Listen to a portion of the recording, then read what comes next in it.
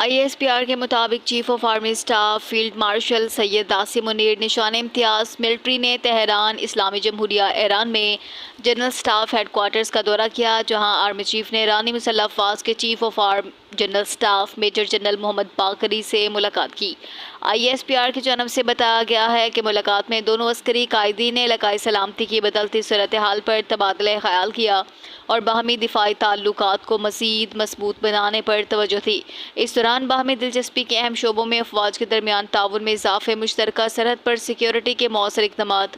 اور سرحدی علاقوں کو تجارت اقتصادی روابط کے مراکز میں تبدیل کرنے کے امکانات پر غور کیا گیا، جو خطے میں استحکام اور خوشحالی کا باعث بنتے ہیں۔ پاک فوج کے شعبہ تعلقات عامہ سے معلوم ہوا کہ فیلڈ مارشل سید عاصم منیر کو ایران پہنچنے پر پراتفاق استقبال کیا گیا، جہاں ایرانی مسلح افواج کے چاق و چوبند دستے نے انہیں گارڈ آف آنر پیش کیا۔